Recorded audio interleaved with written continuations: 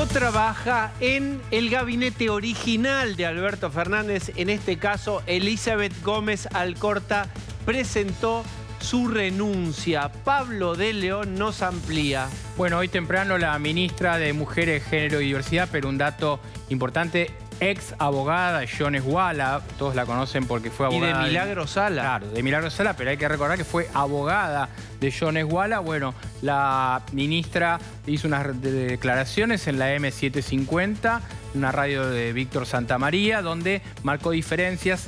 Siempre lo puso en boca de la justicia, de que criticaba el operativo judicial, pero Gómez Alcorta se mostró muy molesta ante esta situación. Presentó desalojo mapuches, ¿eh? Ustedes recuerdan que fueron detenidas mujeres y niños porque los hombres escaparon a la montaña. Bueno, exactamente lo que dijo Gómez Alcorta, que está mencionando Pablo de León, es lo siguiente. Vamos a ver las palabras de Gómez Alcorta que se desmarca del operativo. Ojo, fíjense, y como se los mencionaba Pablo, es muy cuidadosa de no pegarle a Aníbal Fernández. Pero dijo: la situación es sumamente preocupante. Las mujeres están incomunicadas hace 48 horas. No es lo único que dijo. No se puede negar el derecho a tener un abogado.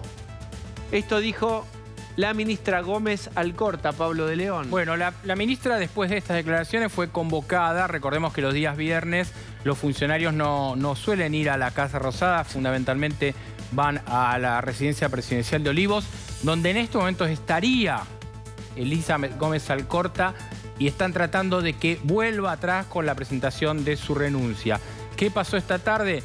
Gómez Alcorta presentó la renuncia, se decía que iba a ir su segunda, Marita Perceval, que era una persona que muchos conocen como referenciada en Cristina, pero en los últimos tiempos es una persona muy cercana a Vilma Ibarra. Y si va un nombre de la mano de Vilma Ibarra, va directo al afecto y a la consideración política del presidente de la Nación. Bien. En estos momentos me dicen algunas fuentes que está Gómez Alcorta en Olivos intentando que revea esta posición, con lo cual Alberto está intentando. Claro, sí, si está en Olivos es el presidente, es el círculo cerrado, que es el secretario general de la presidencia, Julio Vitovelo, el ahora vicejefe de gabinete, Juan Manuel Olmos, que todos quieren que vuelva atrás, con lo cual lo que están tratando de hacer es volver hacia atrás para decir que nunca existió el pedido de renuncia. ¿Por qué? Porque cuando vos llevas una renuncia, no la llevás escrita. Lo de Vélez, que la escribió en un papel y la tiró, eso es una excepción. Ahora quieren decir que focalizar en que nunca renunció, bueno, pero no es así. Porque aparte de esto, también habló otra mujer, que luego vamos a ver, Sabina Frederick, la ex ministra de Seguridad. Ay, Jessica Bossi. Sí. Una cosa es una manifestación radial, que ya no es común que el oficialismo haga declaraciones, sobre todo en esta etapa donde un poco blindaron y cerraron, pero esta declaración, ¿y cómo pasa después a la renuncia? ¿Qué se incubaba? Bueno, ¿qué malestar incubaba? Porque no creo que este sea el primer hecho de incomodidad de Gómez Alcorta. Sí, sobre todo desde que hubo un giro en el gobierno y se dispuso este operativo de desalojo en el sur, lo que se dio inicialmente fue un silencio inicial que continúa del kirchnerismo, que tenía una enorme incomodidad porque desde el punto de vista ideológico y desde el punto de vista político, ellos sostuvieron siempre el reclamo mapuche en el sur y de hecho estaban a favor de la no intervención del gobierno nacional. Lo que generó la salida de Gómez Alcorta es la situación de las mujeres detenidas, porque recordemos que los hombres desaparecieron del lugar, digamos, se fueron, con lo cual hay una que está embarazada, está por tener el parto y demás, con lo cual le dio pie a esta situación para denunciar desde ese punto de vista la situación de las mujeres. Ahora, es una misma mirada que comparte con el secretario de Derechos Humanos, Horacio Pietragala, que hasta hace un rato había tuiteado otras actividades en sus redes sociales y nada de esto. O con otros como Juan Cabandier, digamos que no es que es kirchnerista Juan Cabandier, porque tuvo un cambio de posicionamiento dentro del gobierno, pero sobre todo el sector más kirchnerista estaba muy incómodo. Luis Delía está pidiendo la libertad de la Machi, casi, no dice presa política, pero están a 10 minutos algunos sectores de plantear eso. Eso se estaba incubando. Lo que hace Gómez Alcorta es decirlo públicamente y generó un gran malestar dentro de la Casa Rosada. ¿A quién acusan? Les pregunto a todos concretamente de meter presas a estas mujeres. A la justicia. Van contra a la Alberto, justicia. contra Aníbal. No, está bien. Lo que pasa es que dicen a la justicia, pero el que ejecuta el operativo es Aníbal Fernández. Entonces está ahí el ojo, más allá que no lo dice con nombre, porque las declaraciones radiales que vos mostrabas antes, ella dice el accionar de la justicia, pero el que ejecuta la orden judicial es Aníbal Fernández. Si no, ella no se iría del gobierno. Lo que está manifestando es una diferencia contra el gobierno, y por eso digo que también habló Sabina Frederick, porque es la anterior ministra de Seguridad la que en estos términos no hubiera ejecutado esta orden judicial. Que hizo una política todo lo contrario. Una sola cosa más quiero decir respecto a la justicia. Muchas veces que entrevistamos o hablamos, consultamos a funcionarios judiciales, sean provinciales o federales del sur, lo que dicen es, si yo ordeno algo, no me acompaña la Fuerza Federal, no me acompaña Gendarmería. O sea, esto efectivamente fue conversado con la jueza en este caso para avanzar en ese sentido. Si no, no se hubiera hecho. Si con no lo cual, tiene un guiño político fuerte, una autorización política de lo más arriba, no avanza la Fuerza de Seguridad, porque saben que este es un tema de agenda del kirchnerismo y del gobierno. Además, llegado el caso, hubieran recurrido como auxiliar de justicia a las fuerzas provinciales y en este caso intervinieron las fuerzas federales, con lo cual ahí hubo un acuerdo previo y lo que hace el Ministerio de Seguridad a través de las fuerzas es ejecutar una orden que proviene de la justicia. Bien, hablemos un segundo de la mirada de la ministra con respecto a los derechos de la mujer en general, porque hace 2 semanas nos enteramos de lo que dijo el ex secretario de Seguridad de Santa Fe, hablando de que habían encerrado, dijo Marcelo Saín, a una mujer 12 horas en un sótano con sus perros sin darle de comer y la tenían ahí llorando. No hubo en ese momento ningún tipo de declaración. ¿Y durante la pandemia, Osvaldo? Durante la pandemia, bueno, los asesinatos... Las detenciones durante la pandemia. Las detenciones, los asesinatos en la pandemia, incluso a mujeres. Pero para tener más o menos una idea en números del trabajo de la ministra, recordemos que en el 2015 hubo en Argentina 235 femicidios. ¿En qué año? 2015. En el 2020, cuando toma el ministerio Gómez Alcorta, hubo 251 víctimas. En el 2010, eso fue en el 2020. Y en el 2021 hubo 251 también. Y en el primer semestre de este año, una mujer fue asesinada cada 31 horas en Argentina. Muchas de las víctimas dicen que no les daban los elementos de seguridad que necesitaban, que el ministerio no accionaba para que ellas estuvieran más seguras, ¿no? Este es el trabajo de Gómez Alcorta, que no existió. Déjame agregar un dato político que es... Gómez Alcorta, yo contaba hoy en Clarín, estuvo en un encuentro de mujeres en el cual en un momento empezó todo un cántico, porque era un encuentro de mujeres kirchneristas, Cristina presidenta, y algunos notaron, y eso me lo contaron a mí, que la única que no aplaudía era Gómez Alcorta. ¿Por qué? Porque su referencia política es Alberto Fernández. Y algunos vaticinaban que este fin de semana, que hay un encuentro nacional de mujeres, Gómez Alcorta iba a ser mal vista por algunos sectores porque ella claramente no apoya a Cristina presidenta. ¿Por qué? Por la referencia de Alberto en su intención política de ir o de soñar con una reelección. Este es un dato también hay que tener en juego en este momento. De los mapuches, de los que vandalizan, es la posición del kirchnerismo duro. Está también. claro, es la posición. Ahí parece más kirchnerista que Alberto no sabés qué piensa. Se desentendió. Pero en este caso Aníbal Fernández es el ministro que ejecutó esa orden y que con un tuit presumió de que no había reprimido, sino que nadie salió con un rasguño. Bien, permítame. Hola Nelson, ¿cómo estás? Buenas noches, ¿cómo les va? Bien. Esto es producto de este sin ton ni son que tiene este gobierno, lleno de contradicciones todo el tiempo, ¿no? Gómez Alcorta, además, que la defendía Milagros Salas, ¿no es cierto? Que además había defendido a algunos de los que habían participado de estas tomas. Hay que decir que inclusive la pseudo mapuche detenida embarazada declaró que la habían tratado como corresponde, porque por supuesto le dieron toda la asistencia que correspondía a su situación. Pero esto forma parte de la contradicción fenomenal del kirchnerismo, porque además es el mismo kirchnerismo que está acusando al gobierno del cual forma parte de tener presos políticos, cosa que es un disparate absoluto.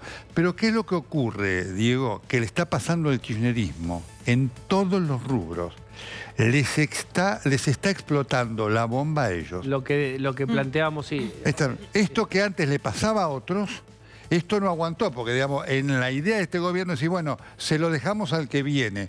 No aguantó. Y entonces ante la fuerza de los hechos, vos te das cuenta que el relato del kirchnerismo se hace trizas, por no decir otra palabra, digamos, que debería ser polvo cósmico para ser más elegante, contra la realidad, porque la situación en el sur era absolutamente preanárquica. Esto que hablamos nosotros aquí tenía esta consecuencia, con un hecho además claramente político que había, porque te acordás que nosotros lo comentamos, era una casualidad que la Macri decía que en el Calafate no había la divinidad marcado, que solamente ahí, solamente en Río Negro y en esa zona de Chubut era donde había caído la divinidad. Era insostenible.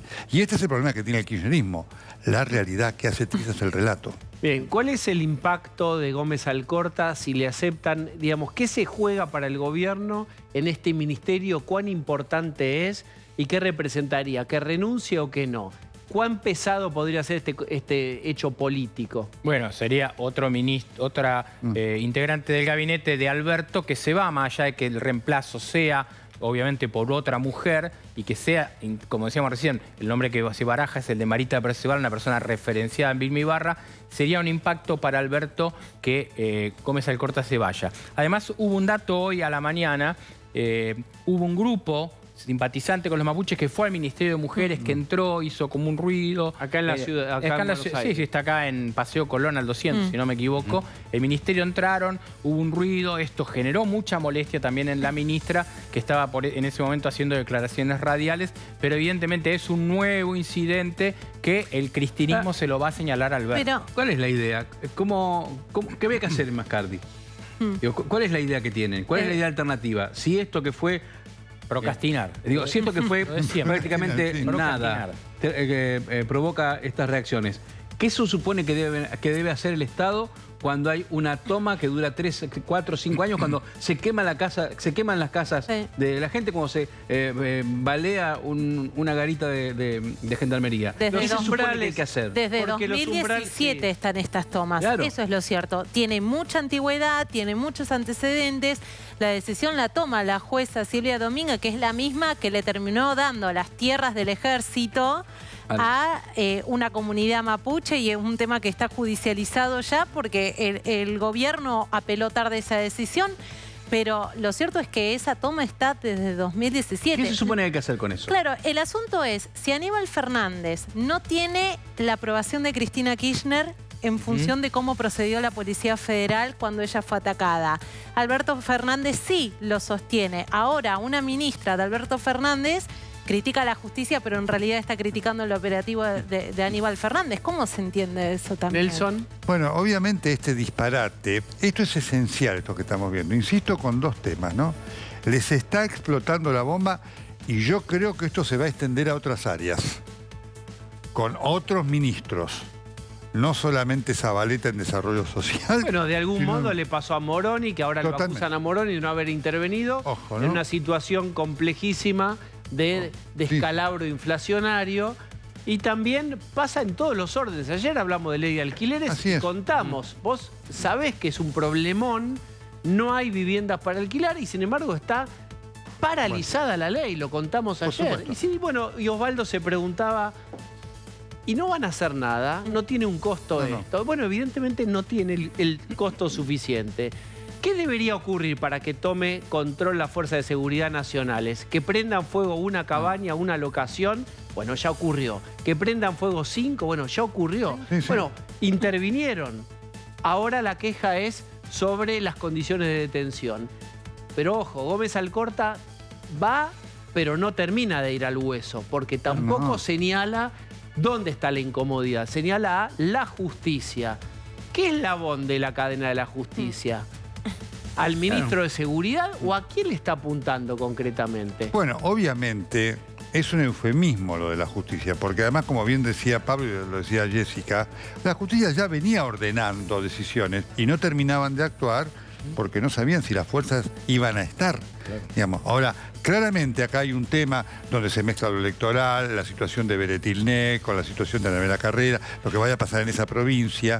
Además, así que fundamentalmente está además el peso de los hechos. No se olviden que el otro día quemaron una capilla, quemaron cosas y demás. Es decir, el nivel de avance y de agresividad era mucho mayor. Por eso digo, aquí comienza algo que se extiende más allá de este ministerio. Es decir, comienza la realidad a desmontar el relato. Por eso es importante marcar que lo que hoy representa Gómez Alcorta es una onda expansiva que se va a extender a otros ministerios en la medida que la realidad contradiga supuestamente los conceptos, ideas o mentiras del kirchnerismo. Quizás un denominador común sea, ¿está interesado el gobierno en ordenar, por ejemplo, ordenar la conflictividad social? Esa es una pregunta. Bueno, esto es un foco de conflicto. ¿Qué pasa con los que se autoperciben mapuches y creen que tienen derecho a vandalizar? Bueno, hay un intento de ordenar y una parte del gobierno lo frena y lo tira para atrás y esto estaría costándole la cabeza a una ministra. Veremos si da marcha atrás o no. ¿Ordenar o no? Y otra cuestión tiene que ver con el empleo público. ¿Qué hacer en una economía que hace 10 años no crea empleo privado? Por ejemplo, las empresas del Estado. Miren este dato, qué tremendo. Hay 100.000 millones de pesos de déficit por año en lo que uno llamaría trenes argentinos. Hay que ponerle a trenes argentinos 100.000 millones de pesos por año para que funcione, porque no gana lo que gastan estos trenes. Y acá viene el dato que agrega esta idea de ordeno o no ordeno y que lo ordene el siguiente. Aún así, Trenes Argentinos acaba de sumar 2.000 personas más a su planta. Voy de vuelta, 2.000 personas más para una empresa que además necesita 100.000 millones de pesos de asistencia por año. ¿Quién nos trae todos estos datos? Gustavo Bazán, del diario Clarín. Gustavo, ¿cómo estás? ¿Cómo estás, Diego? Buenas noches, gracias por la invitación. Son datos, los que acabas de contar, que se conocieron hoy oficialmente, datos oficiales que aparecieron justamente en el boletín oficial. Lo que se trata es el plan de negocios, presupuesto de Ferrocarriles Argentinos o Operadoras Ferroviarias Sociedad del Estado para 2022. Es decir, que ya pasaron algunos meses desde que arrancó este presupuesto.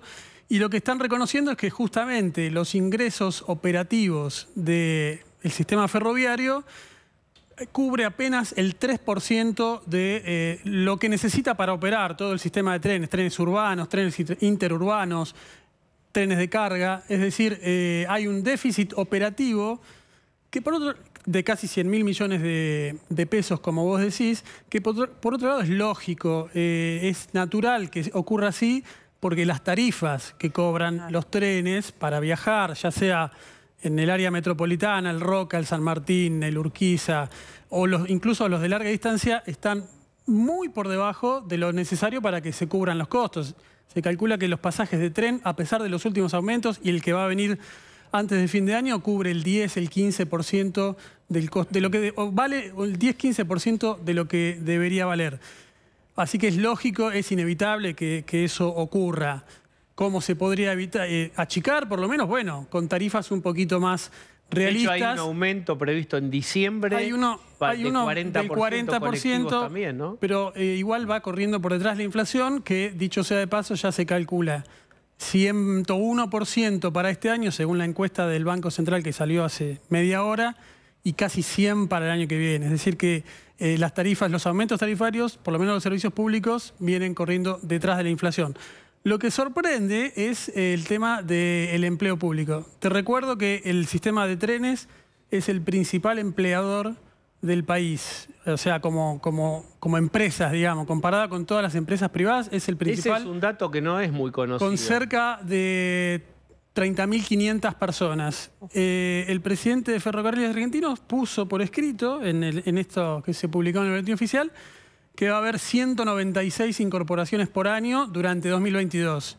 Por mes. Por mes, perdón, 196 por mes, 2.000 por año. Y esto de alguna manera choca, no sabemos si se va a cumplir completamente o no, porque choca con la disposición que anunció el ministro de Economía Massa, ni bien asumió. Una de las primeras cosas que dijo es, se congelan prácticamente totalmente los ingresos a la administración pública nacional o a las empresas del Estado. Es decir, que estas cifras chocarían con esa disposición, veremos si se frena o no. Igual, bueno, es el dato de que no hay sensación de ajuste, por decirlo de alguna manera. ¿Para qué demanda tanto? Quitas, borrás sensación, no hay ajuste. Bueno, por ahí eso se escribió, este programa se escribió, si bien se publica hoy, capaz que se escribió antes y no hubo tiempo de corregirlo. Pero déjame preguntar esto, ¿y para qué entran 2.000 personas por año más? ¿Para qué? Digamos, no es irónica la pregunta. Dicho por el propio presidente de los trenes, de OFCE, para garantizar la buena prestación de los servicios ferroviarios. Digamos, es posible que haya un acuerdo ahí con el gremio, alguna cuestión, digamos, que nunca nos vamos a enterar de cómo se van incorporando trabajadores a esta empresa del Estado o a otra, digamos. ¿Entran por concurso? Deberían, pero no te lo puedo garantizar, querido Osvaldo. Gustavo, Bien, querido vos Gustavo. habías informado hace unos meses también de que si fuera solo esta empresa del Estado la que arroja este déficit o que tiene esta cantidad de empleados, Sí. bueno, podría verse que en un mediano o largo plazo podría corregirse un poco, pero habías contado una lista extensa de empresas del Estado deficitarias con gran cantidad de empleos. Digamos, la verdad completa, ¿no? El grueso del déficit fiscal o de las empresas, mejor dicho, del Estado, se explica por lo que hablábamos recién, tarifas hipersubsidiadas. La principal empresa deficitaria es la encargada de importar energía.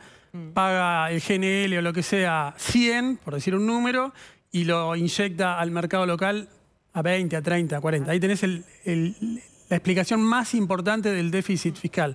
Después tenés la tarifa de los trenes, la tarifa del transporte público de pasajeros colectivos, y tenés aerolíneas argentinas, pero ahí tenés la particularidad de que Argentina factura o te vende los tickets parecido a lo que te la vende otra aerolínea. Ahí hay otra cuestión. Y tenés que la mayoría tienen la principal explicación de su gasto son los empleados públicos. Las empresas del Estado, lo dijo el INDEC la semana pasada, tienen 111.000 empleados. Bien, y lo que es bastante fuerte de pensar, desagradable de pensar, es que no hay mucha iniciativa, por decir, yo no veo ninguna iniciativa para generar empleo privado, no veo ningún movimiento en esa dirección.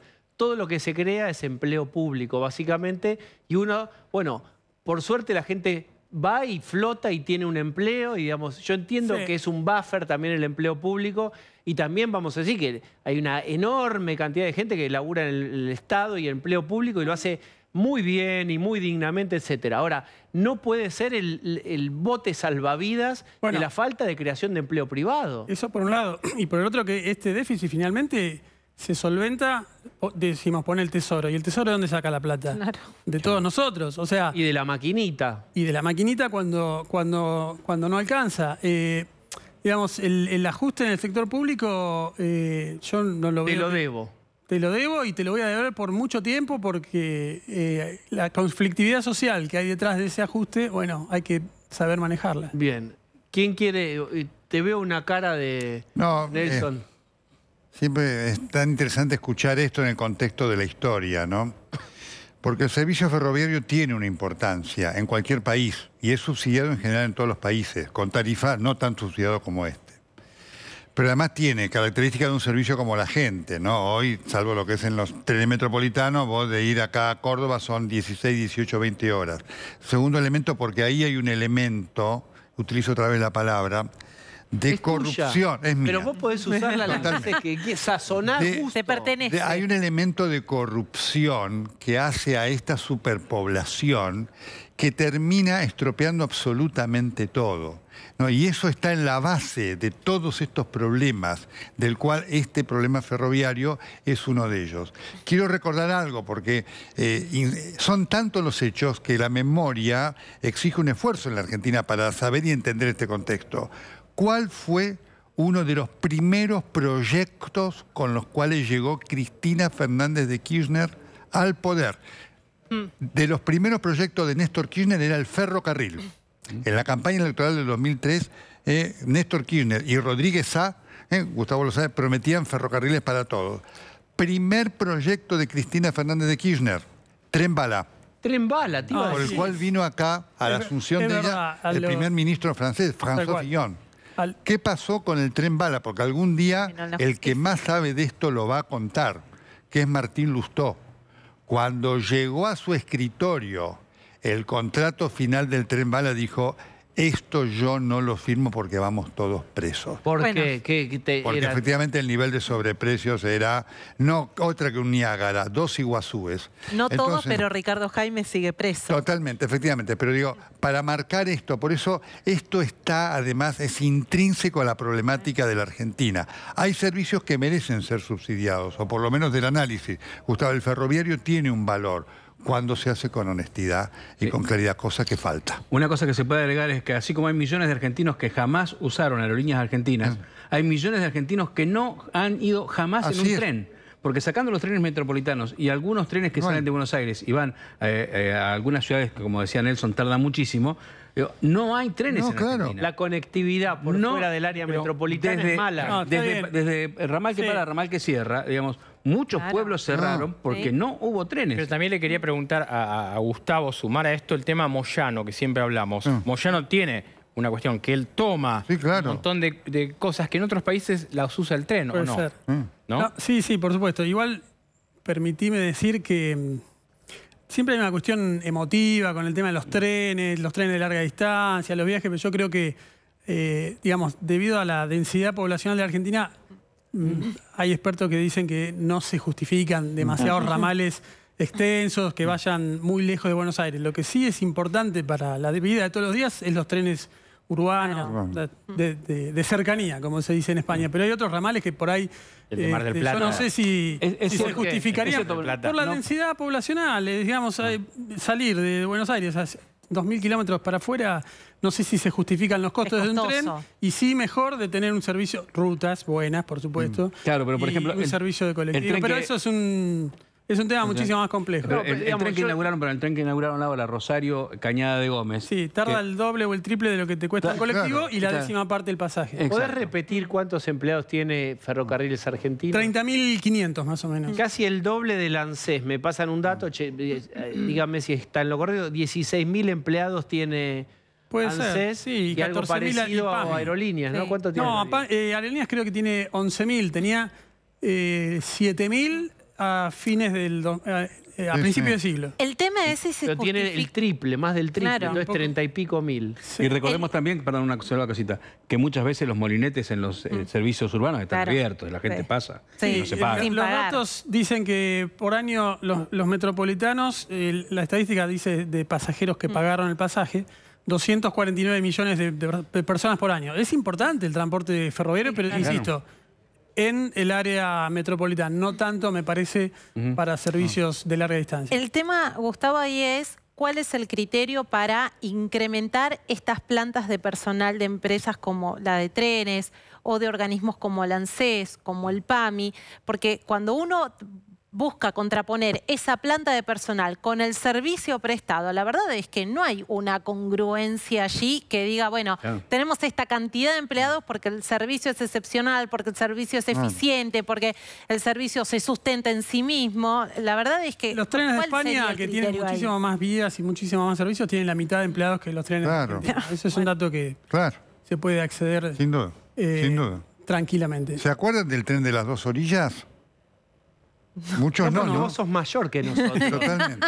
El tren de las dos orillas era un tren que iba a unir Buenos Aires con Uruguay. Y hubo ese viaje inaugural en el cual estuvieron a bordo del tren Cristina Fernández de Kirchner y José Mujica, Ay, tenés razón. La calidad era Nelson tan mala. Tiene más memoria que Y no era todos hace nosotros, tanto, sí. no era La hace tanto. calidad era tan mala que ocurrieron dos hechos. Había gente que para probar la lentitud y ver que era desesperante se bajó del tren y caminando llegó a la locomotora antes y a la estación antes que el tren. Y el tren era tan deficitario que tenía que llegar, no me acuerdo a qué estación cerca de Montevideo, y no llegó. Ese tren corrió 2 o 3 veces y no corrió nunca más. Ahora ahí había empleado nombramientos, vagones, esto y aquello. Muy bien. Gustavo, muchísimas gracias por haber venido. Gracias a ustedes.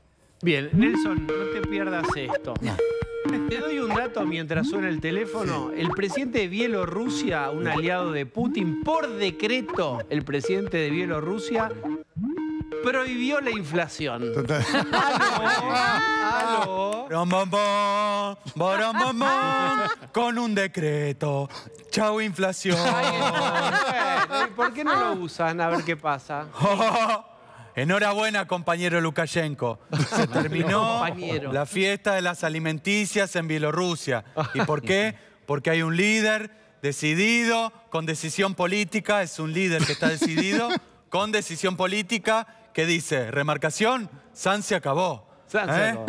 Y bueno, ¿y por qué Bueno, no porque lo- ustedes festejan cuando Esper pide bala, pero cuando la pide un demócrata de Europa del Este se horrorizan. Nos miden con la vara suiza.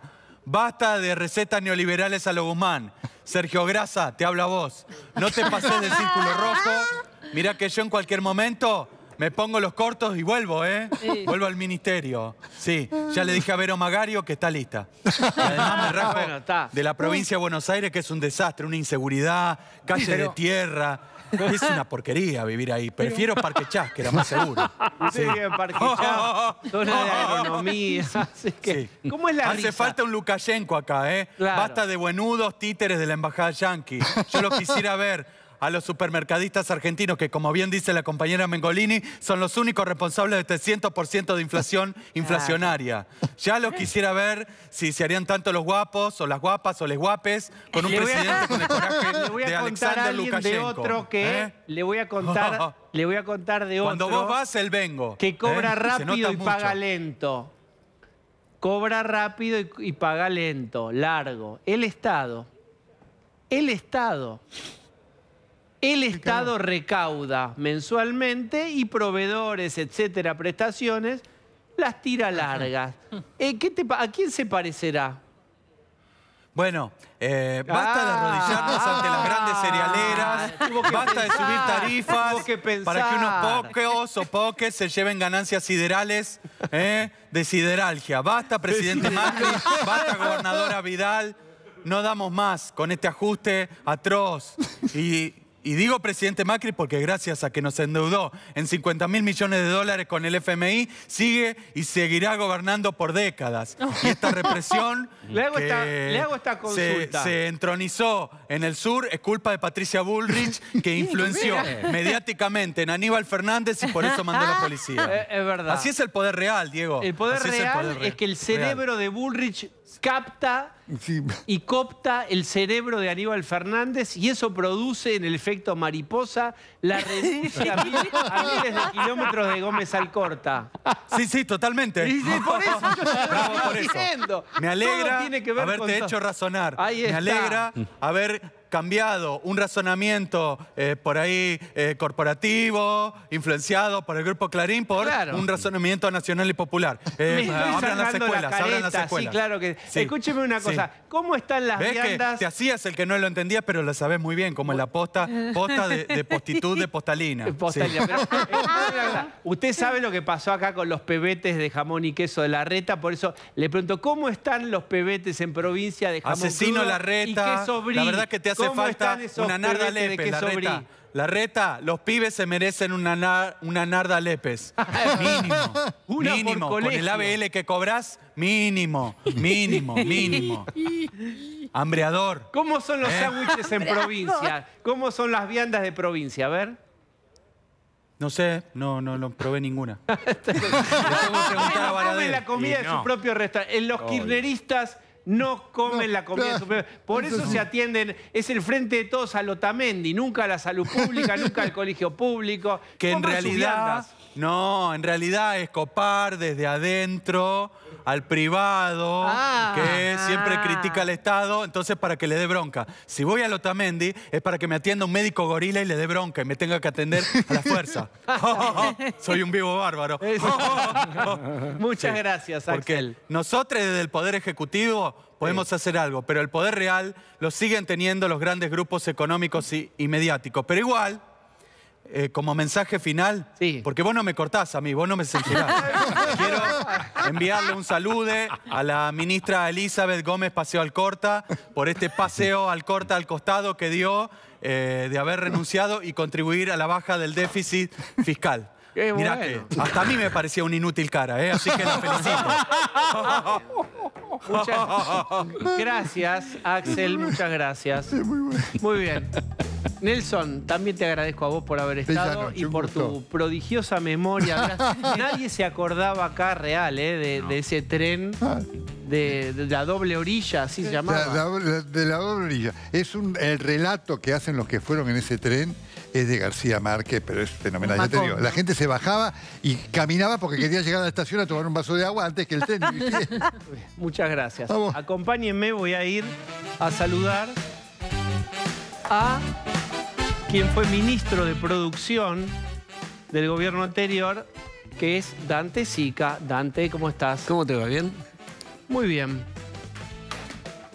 ¿Cómo ves este escenario que seguramente va a tensionar de pedidos de altísimas paritarias que son correctas porque la inflación ya oficialmente va a ser de 101, 102, para el año que viene también va a ser de 100, no lo dice una consultora privada entre comillas enemiga, el Banco Central está dando también ahí una mirada. Esta, diría el kirchnerismo, la tensión distributiva. Entramos en un periodo, la economía entró en un periodo de régimen de alta inflación. Cuando vos entras en ese régimen donde la inflación no baja, o sea, no tiene expectativas de ir a la baja, sino que tiene expectativas de ir a la suba o mantenerse en los niveles que está. Vos decías recién el REM, que es el relevamiento que hace el mercado, está dando ya arriba de 100. Alimentos, vos pensás que alimentos ya debe estar cerrando el año seguramente en 120, 130. Lo que te va a generar es un proceso de paritarias continuas y un marco de muchísima tensión social, porque obviamente hay una configuración dentro de lo que es el mundo sindical de distintas características. Tenés los conflictos como vimos en neumáticos, que de alguna manera se estiraron más de lo necesario y generaron una tensión muy fuerte, y por las propias dificultades y por los propios problemas que generó este gobierno con todo el cepo, terminó repercutiendo básicamente en el sector automotriz. Pero vas a tener una dinámica continua. Vos tenemos la memoria corta, no solo por lo que decía recién Nelson. Hace 2 meses o 2 meses y medio, Gerardo Martínez festejaba con un acto con el presidente una paritaria de 62%, y la presidenta hacía un tuit por Palazzo porque había cerrado en 64. Hoy todo eso ya quedó lejos, Palazzo cerró casi en 100, y vos tenés paritarias que en promedio están en 75 contra una inflación estimada a fin de año de 100. Entonces, estamos entrando en un proceso donde claramente vamos a vivir mucha tensión social, donde vamos a estar casi en un sistema de paritarias permanentes, porque siempre en un régimen de alta inflación los sueldos corren para atrás, las paritarias siempre van atrás de la inflación, y no solo es imposible que ganen, ¿no? Digo, seguramente algunos empatarán, algunos sectorialmente podrá ganar temporalmente, pero en promedio los ingresos pierden. No va a bajar la inflación, el año que viene es eleccionario, nadie se imagina que haya una invitación al ajuste, porque lo peor, como decía Bilardo, es perder, digamos, para el kirchnerismo perder las elecciones, para el gobierno. De repente estamos en diciembre del año que viene y ganó Juntos por el Cambio, situación imaginaria. Bueno, ya tenés lanzada esta dinámica de paritarias permanentes. Acción, les toca actuar. Lo que hay que pensar primero es en qué situación va a estar la economía, pero claramente el año que viene hay que tener un programa muy consistente en términos de materia fiscal, de materia monetaria y de materia de cambios regulatorios que permitan dar una expectativa hacia futuro de baja de la inflación, de ordenamiento de la economía, ordenamiento de la macroeconomía. Claramente hay medidas que van a tener impacto inmediato, hay medidas que tendrán impacto en el tiempo, pero el anuncio, la economía argentina, la situación económica y la situación social no te deja margen para ser gradualista, no te deja margen para tener un programa de vamos viendo, bueno, hoy trabajamos con este sector, mañana con el otro. El programa tiene que ser anunciado en el momento, fuerte, con una mirada más de shock que de gradualismo, y claramente atacar, te diría, casi todos los frentes, pero poniendo mucha, si querés, expectativa u objetivo con respecto a cuál es hoy el principal problema que nos afecta, que es la inflación. Por lo tanto, tenemos que ir a las fuentes que generan la inflación y empezar a acomodar y dar expectativa a futuro. Con un programa que empiece a generar esa expectativa, que empiece a generar un ciclo descendente, hay que empezar también a trabajar básicamente con el mundo sindical. ¿Qué incluye el programa? El programa incluye, si querés, vos tenés que tener pilares. Es muy difícil en este momento, a un año de que teóricamente asumiría la oposición, o asumiríamos desde la oposición, en donde no sabés con qué economía te vas a encontrar. Pero vos lo que tenés que tener son pilares. El primer pilar es que tenemos que trabajar para una economía que se integre al mundo y que claramente tenga una fuertísima impronta exportadora. Segundo, lo que tenés que tener es un criterio de que el sector público no puede gastar más de lo que le ingresa. Y eso tiene que estar en el marco de un programa donde tenemos que rediseñar el sector público. No podemos tener... ¿Qué harían con las empresas públicas? Ahí Gustavo Bazán, vos escuchaste. Las empresas públicas... Vos fijate la regresión que tiene la economía argentina. Nosotros en los 80 todos leyeron, digamos, le hicieron el libro de Torre, nosotros los vivimos, muchos los que tenemos más edad, de Juan Carlos Torre. Una temporada en el quinto piso. ¿Cuál era el principal problema fiscal de los 80? Era básicamente las empresas públicas y la mayor preocupación que tenía en ese momento Alfonsín política eran las Fuerzas Armadas. Hoy volvemos a tener de nuevo las empresas públicas en el centro. Quizás no sean el principal problema está en los subsidios económicos, en especial a la energía, pero se ha generado nuevamente un descontrol en el sector de empresas públicas que hay que ir a un proceso de racionalización. Digo, hay que empezar a evaluar. En ferrocarriles no necesita más gente, ferrocarril necesita más capital, más inversión, más tecnología, tener prioridades. La prioridad no es un tren que vaya hasta Misiones, que tarda casi 72 horas y va a 5 kilómetros por hora. Es la parte que tiene que ver con el transporte urbano, que es donde se mueve la población trabajadora, y claramente el tren de cargas para buscar una mayor complementación. Hay que trabajar en cada una de las empresas para buscar los criterios de racionalidad y también en muchas de ellas abrir la competencia para que puedan empezar a mejorar su eficiencia, como es el caso de Aerolíneas Argentinas. Este gobierno ha hecho un retroceso en todo lo que fue el sistema de vuelos, casi de alguna manera generando restricciones, barreras para ir eliminando todas las empresas low cost que habían logrado no solo ampliar la oferta, a bajar muy fuertemente los costos de volar, sino habían podido hacer que muchísima gente que nunca había volado por primera vez en avión, de alguna manera lo había empezado a hacer. Así que cada una de las empresas va a tener que tener un criterio de racionalización, pero desde este punto de vista, ¿cuál es el objetivo que tienen? ¿Cómo racionalizan? ¿Cómo sirven mejor? Racionalizar, privatizar. ¿Qué herramientas están pensando? Después se verán las herramientas que sean más convenientes en términos de cómo lo podés hacer. En algunos casos será mayor apertura de competencia, en otros será ingreso de capital privado, en otras habrá que hacer un proceso de racionalización. La forma, la metodología, en cada una de las circunstancias se verá. Lo que claramente hay que dar una señal de que no se puede seguir sosteniendo un déficit de esta forma, porque desde el caso, si querés, más paradigmático hoy, que es Aerolíneas, donde estamos financiando casi con $2 millones, a mucha gente que ni siquiera puede volar y donde a lo mejor esa plata habría que ponerla para mejorar la tecnología en los trenes suburbanos, que es la gente más humilde y la que se levanta todos los días temprano para poder ir a su trabajo. Antes de pasar al tema restricción de importaciones, quiero preguntarte, ¿tienen alguna línea de diálogo con algún gremio, con los gremios estatales? Siempre hay canales de diálogo y se mantienen, que uno no tenga o que de alguna manera haya diferentes miradas con respecto a la política, como nos ha pasado, no implica que uno tenga que mantener un diálogo. El sector sindical no son enemigos, el sector sindical tiene una mirada, defiende sus intereses y claramente lo que uno tiene que trabajar con ellos es tratar de convencerlos, llevarlos y trabajar en la mirada de la modernización del sistema laboral en Argentina. Hay un concepto que para mí quedó perimido desde el punto de vista de lo que contenía, que era la idea de una reforma laboral. Hoy una reforma laboral es un concepto antiguo.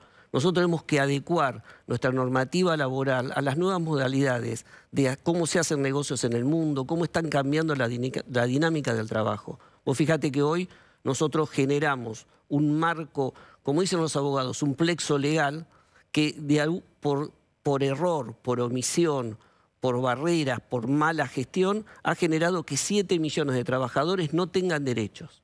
Entonces digo, esa es la mayor injusticia que hoy está generando el sistema. Hay que modernizarlo, hay que reconocer las nuevas formas de trabajo, el trabajo de plataformas, hay que reconocer la movilidad que tiene el mercado laboral. Cuando yo era chico, la idea de cuando uno entraba al mercado laboral era que ibas a tener 1 o 2 puestos de trabajo en toda tu vida. Hoy un chico que entra, un adolescente que entra al mundo laboral va a tener 12 puestos de trabajo en toda su vida, quiere la movilidad, busca otra forma. Entonces nosotros tenemos que adecuar nuestro marco laboral, tenemos que modernizar nuestro sistema para adaptarnos a esto. ¿Qué tal? Tengo una pyme, me presento, soy Jorge X y tengo una pyme. Quiero contratar gente. ¿Cuál es la idea que ustedes tienen? ¿Qué modalidad de contratación? Si hoy una pyme quiere hacer eso, todo el mundo le dice que está loco. Lo que hay que mirar es, primero hay que bajarles la incertidumbre con respecto a los costos de entrada y a los costos de salida. Hoy el sistema ha hecho una maraña de judicialización que vos contratás a una persona, a los 3 meses en el kiosco, te fue mal, le pifiaste en el lugar, te cerró el edificio que estaba de oficinas y ahora van a hacer un parque y no podés seguir con el negocio. Lo despedís y vienen los juicios, que me tenías en negro, etcétera, etcétera, y casi se funde 2 veces, por el negocio y por lo que tiene que pagar al trabajador. Lo que tenemos que tener es, para la mirada de las pymes, más, si querés... ¿Eso pasa por el Congreso, por ley? Vos, mira, modernizar el sistema laboral implica muchas cuestiones que tienen que ser por ley, muchas que pueden ser por decreto o en algunas cuestiones inclusive son cambios de resoluciones con respecto a interpretación de la norma. Entonces, por ejemplo, crear nuevas categorías laborales, trabajador de plataforma, un autónomo económicamente vinculado, eso tiene que pasar por ley. Hoy discutir y dar normas distintas para ver cómo hay que revisar todos los convenios colectivos de trabajo, que es, si querés, el núcleo que marca las relaciones entre el trabajador y las empresas, eso a lo mejor lo podés hacer directamente por decreto o lo podés trabajar por resolución. Entonces, lo que nosotros estamos trabajando y estamos mirando, y en eso mantenemos un diálogo con los principales dirigentes para poder, de alguna manera, escuchar sus opiniones, pero mostrar firmemente el camino que nosotros queremos marcar a partir del 2024. Dante, muchísimas gracias por habernos visitado hoy. No, al contrario. Y quiero contarles qué es...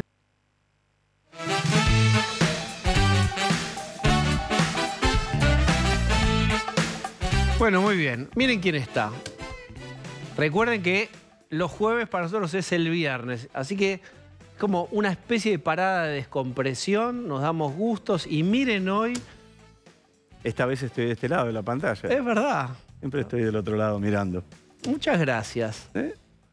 Por supuesto, hay tantas preguntas. Después los chicos quieren un cholulismo ahí en el estudio que ustedes tienen que verlo.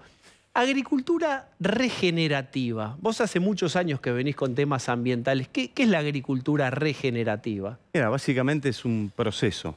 Es un proceso de recuperación de la fertilidad natural de los suelos.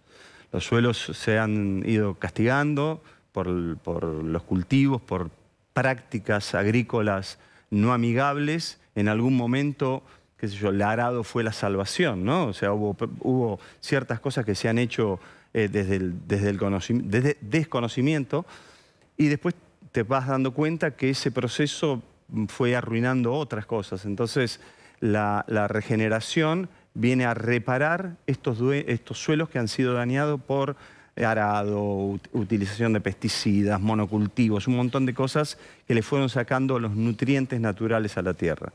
Entonces, lo que hay que hacer ahora es recuperar esas tierras, que son muchísimas y en gran parte del mundo, para que los nutrientes sean naturales. Y entonces vos no tengas a los muchos productores, como escuchás ahora, decir, che, necesitamos los dólares porque tenemos que comprar fertilizantes. El fertilizante está si vos tenés un suelo sano, está ahí solito, lo tenés, no lo necesitas poner arriba. ¿Y a escala? A escala, claro, por supuesto. ¿Podés prescindir sí, por supuesto, para hacer producciones grandes? Por supuesto. Está siempre esta cosa que te dicen, no, sin el transgénico no se puede vivir, no podemos alimentar a 9.000 millones de personas. Está por verse. Hay muy buenos relatos en todos lados, ¿no? En el campo también existe el relato. Vea, en este momento te están amando. Me están amando. Ya la vez pasada dije, no se va a poder plantar ni una flor. Y lo peor de todo es que lo que recibí después fue fuego amigo, porque yo, en realidad, se tiraron a decirme, che, Charlie, yo lo estoy haciendo bien, te estás equivocado. Bueno, hay gente que hace las cosas muy bien en este país. Tenés instituciones como APRESID, ¿no?, que han impuesto la siembra directa, que es un gran avance para esta cosa de la regeneración de las tierras, pero bueno, no alcanza con eso solo, ¿no? ¿Cómo se hace cerveza con agricultura regenerativa? Porque yo no lo sabía. Hace muchos años que te metiste también en el tema de la fabricación de cerveza. ¿Cómo es eso? Esta cosa de la curiosidad y el descubrimiento que marca mi vida, ¿no? Soy curioso, me meto... me hice amigo de cerveceros en un momento, hace como 10 años en la Patagonia, y esa curiosidad me fue llevando a entender que era algo que me gustaba. Y un día me acuerdo que tomando una cerveza, mirando un lago, con problemas para financiar Revolución 21, que es mi fundación, como sabes, de medio ambiente, dije, che, ¿por qué no hablo con uno de los chicos a ver si puedo hacer una cerveza para financiar la fundación? Eso terminó con este gran proyecto que tengo en este momento, que abarca mucho más que el haber hecho una cerveza diferente y eso. Abarca este gran proyecto de regeneración, ¿no? ¿Y cómo es una cerveza? Vos lo que tenés es 27, tu gorrita. Esa es la marca. Viste que yo pongo gorra para marcar territorio. Vas como vos sabés en qué modo vengo. Ahora vengo en modo cervecero, gorra de 27. Vengo en modo ambientalista, gorra de R21. Si vengo sin gorra, vengo en modo rock. Ahí está. Bueno, pero vamos a hablar de rock. Pero espera, ya está, digamos, ¿cómo es la cerveza está hace un tiempo. Sí. La cerveza está hace un tiempo. Justamente la lanzamos en los shows a los cuales fuiste, de Soda Stereo, de Gracias Totales, para esa época, y se fue distribuyendo lentamente, ¿no? Probando, es todo un proceso donde uno va ajustando la fórmula, porque no es lo mismo cuando vos haces tu primera receta, encontrás tu primera cerveza, la haces en X cantidad de litros. Después viene una de las cosas más desafiantes, que es los hectolitros, ¿no? Hacer crecer eso, y es como una receta. Vos cocinás en tu casa para 4 personas, te caen 11 amigos, y la sal ya no es la misma, y no es proporcional. Entonces, si bien hay un equipo, claro, hay un equipo muy alucinante de cerveceros y de gente que está trabajando en esto, siempre tenés que hacer algún que otro ajuste, pero aparte empezás a comprender qué es lo que pasa con lo que vos hiciste, es como sacar un disco, che, este era el tema que a mí me encantaba y a la gente le terminó gustando otro tema, ¿no? Y es un poco eso, Pero bueno, me decías, ¿cómo es hacer una cerveza con agricultura regenerativa? Exactamente igual. Exactamente igual. ¿Pero qué veríamos si viéramos cómo nada, o sea, vos tenés la cebada, y esa cebada, en vez de provenir de un campo con agricultura tradicional, ya proviene de un campo con agricultura regenerativa. ¿Qué es lo que nosotros hicimos? Bueno, yo me asocié con Quilmes, ¿no? Que Quilmes es InBev, es como estábamos hablando hoy, la compañía más grande de cervezas del mundo. Eso le da al proyecto también una posible internacionalidad interesante, pero acá hay una cosa que es muy interesante, más allá de que después si querés hablamos del líquido, que es un líquido diferente. El proceso es, nosotros agarramos a 23 productores hoy de la provincia de Buenos Aires que están haciendo cebada a través de la regeneración de sus campos. Regenerar la tierra tiene un costo un poco más caro, ¿no? Les resulta un poco más caro. Entonces lo que nosotros hicimos fue, primero, asegurarle la compra por varios años, 100% de la producción. Los tipos saben que van a producir y la van a vender y le pagamos un porcentaje más alto el producto para que ellos no tengan que absorber ese costo extra de la regeneración. Pero entonces te voy a pinchar. Entonces me estás admitiendo que es más caro trabajar la tierra de ese modo. No. En el proceso de la regeneración, cuando vos terminás de regenerar los campos, vos tenés mayores ingresos. ¿Por qué? Porque ya dejás de hacer monocultivo. Empezaron a pasar un montón de cosas en ese campo. Y para que la gente, si se quiere entender un poquitito, hay un documental muy lindo que se llama Besar el suelo. Que véanlo porque ahí van a entender qué es lo que pasa en nuestros campos y en muchos de los campos del mundo y cómo es lo de la vida en el suelo, ¿no? Cuando uno va y compra en un vivero tierra fértil, esa tierra negra es tierra con microorganismos. Cuando vos agarrás polvo de la calle es tierra muerta. Entonces es muy alucinante eso. Hay un costo, obviamente, cualquier transferencia, cualquier modificación de algo que ya está seteado, generalmente tiene un costo extra. Pero bueno, al final de eso los tipos van a terminar ganando más dinero. Entonces lo que nosotros hicimos fue eso, entendiendo, ¿no?, que Quilmes / InBev, esta compañía, es una de las mayores productoras o la mayor productora de cerveza del mundo. Una de cada 4 cervezas de ellos en el mundo se hace con cebada argentina. El proyecto de 27 comienza con esto y termina, el objetivo final es regenerar todos los campos de cebada y por ende, de acá a X cantidad de años, una de cada 4 cervezas vendidas en el mundo por el grupo va a estar hecha con cebada de agricultura regenerativa. ¿Cómo es el tema de recupero de, no sé, latas, envases, uso de energía? Todo eso deja huella de carbono y deja residuos. Todo. ¿Cómo se hace con eso? Bueno, a ver, en este caso Quilmes tiene un proyecto muy interesante. Yo, imagínate que antes de poner la firma y asociarme con ellos, tuve que entender muy bien con quién era, ¿no? Porque hace tantos años que yo vengo trabajando en esto que no podría juntarme con una empresa que no hace las cosas realmente como las tiene que hacer. Y una de las primeras cosas que hicieron que a mí me fascinó fue, para cuando yo me había ya asociado con ellos, fuimos a Córdoba y pusimos juntos la piedra fundacional de un parque eólico. ¿Qué hizo la compañía? Hizo un cálculo de todo el consumo eléctrico de todas sus operaciones. Dijeron, bueno, hay que poner, no sé, ponele 25 molinos eólicos, 300 millones de dólares pusieron, hicieron un parque eólico. O sea que hoy la compañía, de hecho y real, por haber puesto el dinero, tiene el 100% de su energía proveniente de energías renovables.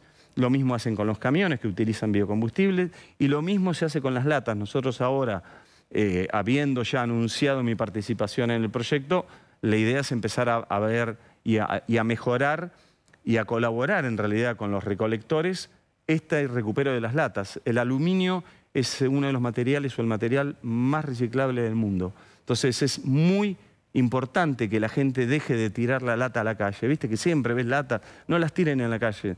Traten de separarlas, ayudemos a los recuperadores para que ellos les resulte mucho más fácil el trabajo, porque aparte es lo que más buscan, es lo que más se paga. ¿Qué opinan los amigos rockeros de tu cerveza? Con sinceridad. No, a ver. Decí la verdad. Uno trata de decirle, ¿viste? Cuando decís, che, ¿te gusta? Decime la verdad. Sí. Hasta ahora todos te dicen que le gusta. Así que tuvo bastante éxito. ¿A qué se parece? Mira, es una cerveza rubia. Yo buscaba... y ya está, eso está... Yo no sé si vos no la probaste. ¿La probaste o no la probaste en el backstage? Sí, pero la estaban armando todavía. Bien. La cerveza es una cerveza rubia. ¿Cuál es la búsqueda en este caso de esta primera cerveza? Yo tenía ganas de poder generar una cerveza que te pudiese acompañar en algunos momentos más, ¿no? Yo particularmente no tomo alcohol durante el día. Pero a veces me da ganas de ir a almorzar con un amigo y decir, che, me tomaría una cerveza. ¿Cuál es el limitante? La cantidad de alcohol. A veces la gente dice, che, no, me voy a tomar una cervecita liviana, pero esa cervecita liviana generalmente tiene 5 grados de alcohol. El gran desafío en el mundo de la cerveza es bajar de los 4,5. Se pone difícil la cosa. ¿Por qué? Y porque el alcohol te fija el sabor en la boca, empiezan a pasar un montón de cosas con el alcohol. Entonces, cuanto mayor graduación alcohólica vos tenés en un producto, generalmente más ameno al paladar va a ser. Entonces, cuando vos empezás a bajar, empezás a tener esos grandes desafíos. Y como nosotros decimos que buscamos utopías, la idea era hacer una cerveza moderna, y cuando digo moderna, lo digo porque en los últimos 15 años ha habido una revolución cervecera muy importante, que trajo, obviamente, a todas estas cervezas artesanales y cosas, que algunas cosas son muy buenas y otras realmente son una basura, como todo. Pero básicamente lo que trajo esta revolución cervecera de los últimos años fueron procedimientos, ¿no? Nuevos procedimientos de cómo hacer, de cómo se incluye el lúpulo. Entonces, esos procedimientos hoy están presentes en esta cerveza. Cuando vos tomás una cerveza rubia, en general las grandes marcas son cervezas que tienen recetas de más de 100 años. Entonces digo, ¿por qué no ir al supermercado, poder agarrar una rica cerveza rubia que tenga un poquitito menos de alcohol? O sea, que vos te la podés tomar al mediodía y podés seguir. O podés estar en la playa a tomarte y no chivar. Estás transformado en un cervecero, Charly Alberti. Soy un cervecero. Y aparte soy un consumidor de cerveza. Catador. ¿No? Un viejo catador de cerveza. Pero usted es legendaria. ¿Qué tomaban en soda? Lo que venía. Te hago la pregunta. Lo que había, o sea, se tomaba. ¿Cuál es la mejor cerveza del mundo? La que hay, en algún momento te decían, ¿no? Pero bueno. ¿O eran más de bebidas blancas? Mira, yo para tocar nunca tomé nada. Zeta y Gustavo, sí, eran bastante tomadores, ¿no? A punto de a veces no poder emitir palabra. Pero la última búsqueda de ellos terminó en el tequila. Ah, mira. Hubo una búsqueda durante años, pero ¿no? duró mucho la búsqueda. Hubo una búsqueda en el... ¿Y por qué? ¿Y tequila por qué? Y el tequila porque me decían que los ponía bien y los levantaba el tequila. A diferencia del whisky y otras bebidas que tomaban y no terminaban tan bien esos shows.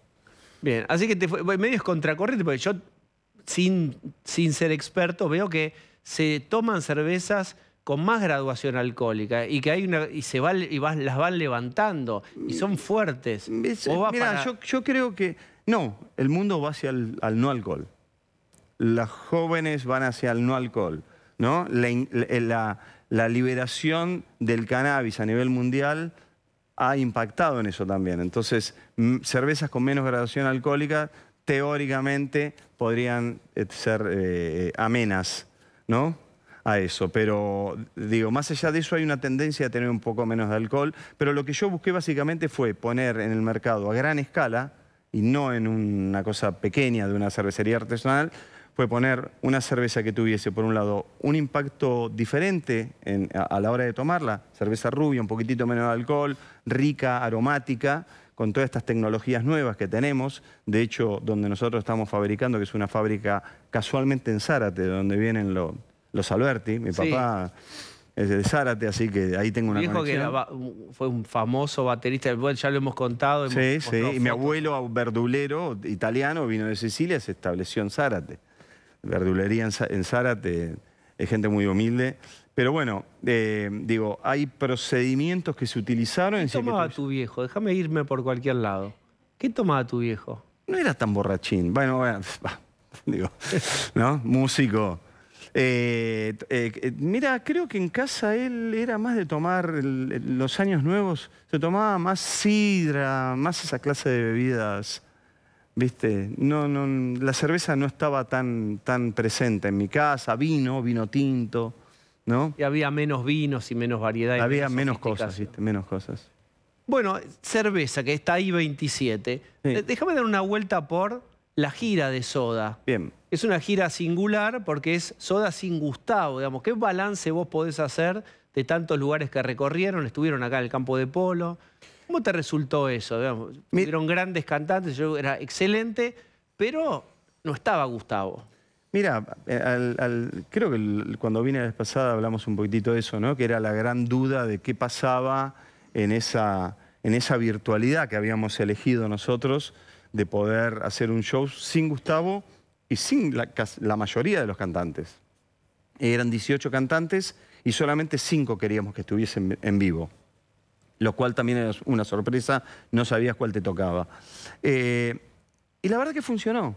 Y funcionó mucho mejor después de la pandemia, que la gente se había acostumbrado a que sus emociones se transmitían a través de una computadora o una pantalla. Antes de eso, el Zoom, ¿no?, famoso, se utilizaba para hacer negocios o para alguna reunión de lo que fuese, pero después de la pandemia la gente entendió más la emoción a través de la pantalla. Entonces, la verdad que funcionó muy bien.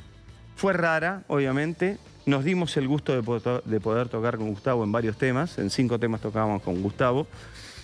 Y arrancó muy bien la gira con 4 shows fabulosos. Vos sabés bien que para que una gira funcione los shows tienen que ser seguidos. Y lo que nos pasó con las pandemias es que se nos desarmó la gira.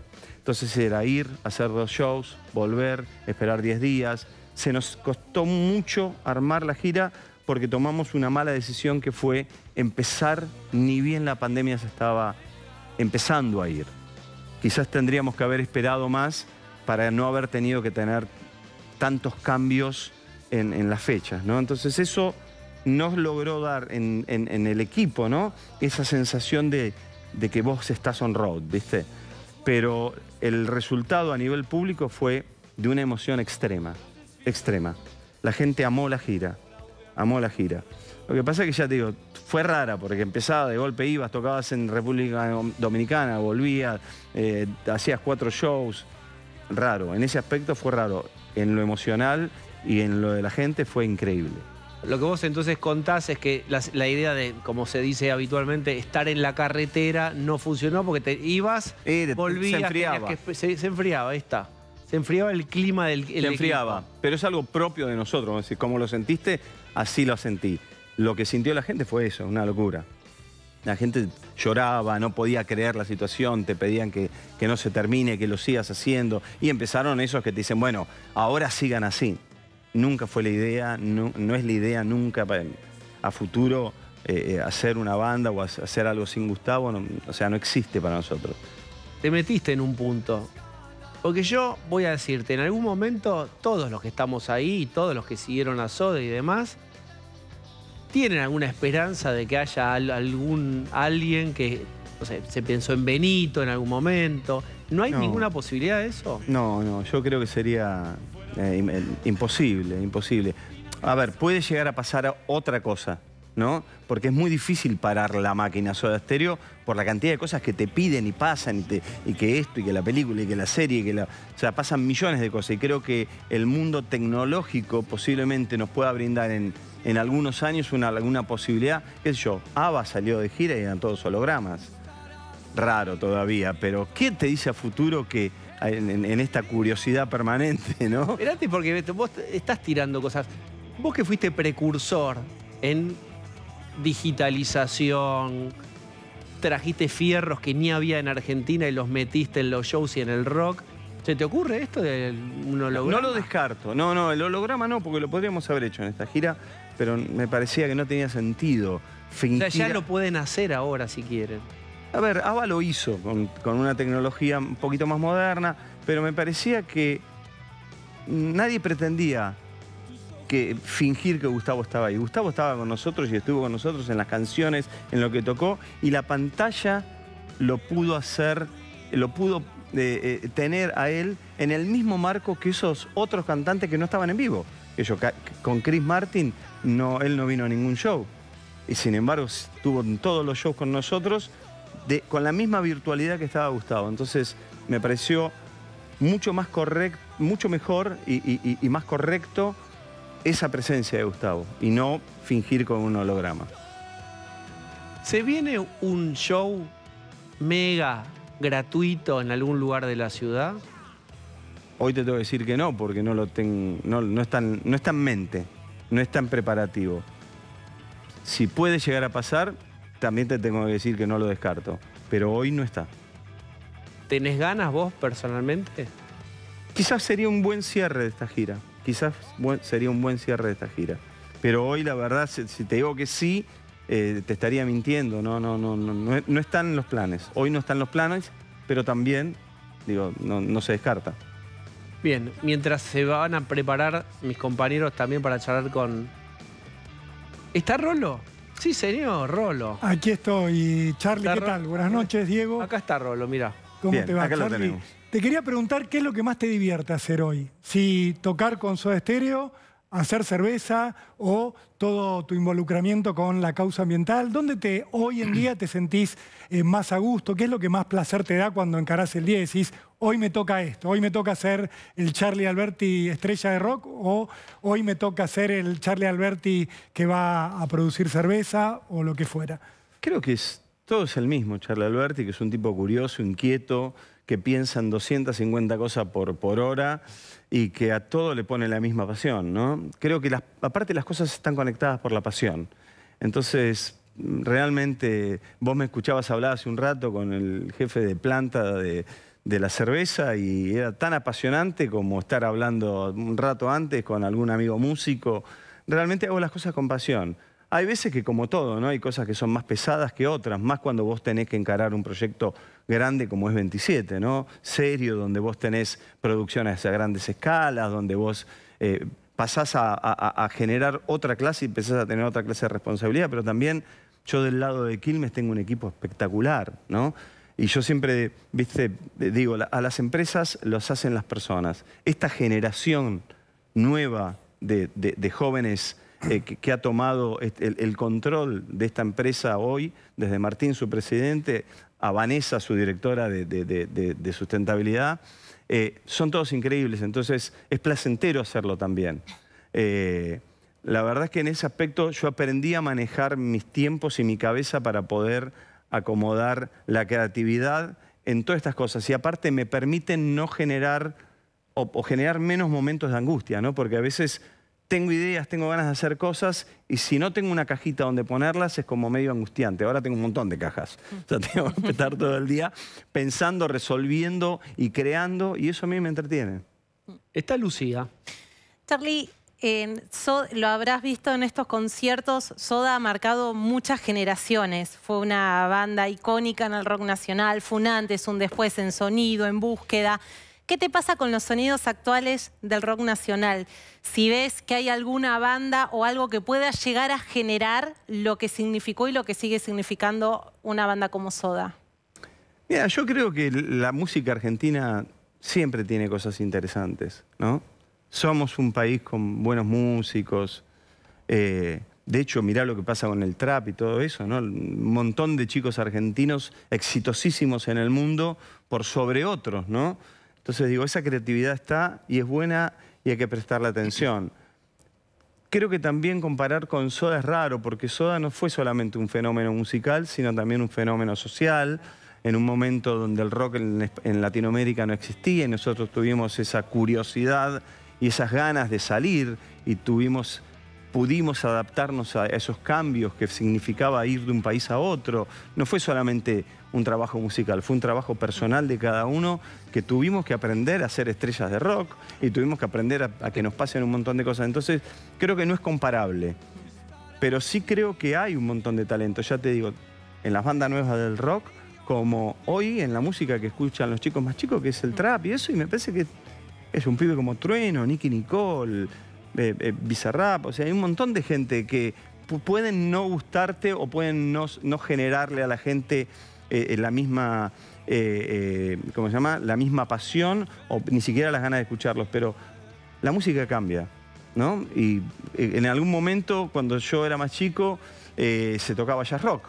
Veníamos de la música progresiva y de golpe aparece Sex Pistols y cambia la música. Y los músicos que estaban conmigo, ¿no? Yo venía imagínate, de un entorno musical de mi papá y de un montón de músicos eximios, te decían, ¿qué basura estás escuchando? Y yo estaba fascinado con The Clash, porque era la síntesis de un montón de cosas y no era tan importante. ¿En ese se recuerda a tu padre entrando, la típica escena? Tu padre... Ah, claro, ¿qué están haciendo? Nos decía, nosotros ensayábamos un montón de tiempo y mi papá decía, Los primeros ensayos de Soda, mi papá estaba ahí, como nos decía, che, firmen los temas entre los tres, no pierdan Sadik tiene que ser de los tres, los temas lo están haciendo entre los tres. Bueno, esas cosas que son anecdóticas, decía, no, pero... Y después, con el tiempo, dijo, che, le fueron encontrando la vuelta. Pero, ¿qué le pasó a tu viejo? ¿Se le abrió la oreja? Hay un momento donde la oreja se... Esto lo escuché mucho también. En un determinado momento de la vida se cierra la oreja y ya no querés conocer más nada, como si fuera... Ahí empieza mi vejez musical. Yo ya escuché todo. La vejez en general, o sea, una persona que escucha música. Yo creo que la vejez básicamente es no la pérdida de flexibilidad en el cuerpo, es la falta de flexibilidad el abandono mental, el abandono hacia lo Pero puede pasar, es decir, yo ya, esto se parece a, pero es peor. Es la segunda fotocopia de... Sí. Uno se vuelve despectivo. Sí. ¿Puede pasar eso? Pero por supuesto, y la gente, es muy loco, a veces la gente te dice, yo cuando los escuchaba... Digo, ¿no escuchas más? No, no escucho más música. ¿Por qué? Y la vida, ¿viste? La familia, digo, ¿qué no podés poner música en tu casa? ¿Viste? Le pasa eso. La gente abandona ciertas cosas que le dan placer porque se los come la vida y en realidad está mal. ¿Y qué fue una de las últimas cosas que vos escuchaste? Que te acuerdas, iba en el auto, iba escuchando... No sé, ya te digo... Si te tengo que decir un tema que me llamó la atención, ¿sí? Hay un tema justamente de Trueno, ¿no? Que dije, qué interesante lo que está haciendo este pibe, ¿no? Porque contra él, inclusive una gran cantidad de músicos, contra esta generación nueva de chicos, los detestan, ¿no? Como que no, mirá la basura que están haciendo. Y me parece que hay cosas interesantes. Hay que estar abiertos, hay que entender que cambiaron los ritmos, hay que entender que cambiaron sus formas, hay que entender que cambiaron lo que toman cuando salen. Hay un montón de cosas. Entonces, Charlie se burlaba a los jóvenes de ayer de cómo los tangueros en Sadaic extrañaban su época y se burlaban un poco de los rockeros. ¿No les pasa ahora, es decir, los rockeros burlándose? Puede ser. Yo creo que hay algunos más flexibles, otros más cerrados. Es la vida misma, ¿no? Está Pablo de León ahí. Charlie, quiero volver a la última gira que hicieron ustedes, en la cual vos decías, estuvo Chris Martin, el cantante Catupecu, tipos muy grosos. Pero hubo un momento en quienes vimos el show cuando apareció Benito Cerati, que fue una cosa tremenda, una cuestión muy emotiva. ¿Cómo vivieron Zeta y vos eso de tener a Benito Cerati ahí con ustedes? Mira, es emocionante, porque aparte te pasa algo. Yo estaba ahí atrás tocando y lo veía, a veces lo veía de perfil y se me lava la sangre, porque tiene algunas cosas muy parecidas a su papá, ¿no? Entonces era como, wow. No puede estar pasando esto, ¿no? No puede estar pasando esto. Pero él es un chico que es talentoso, que ha tenido una evolución en estos últimos años muy interesante, ¿no?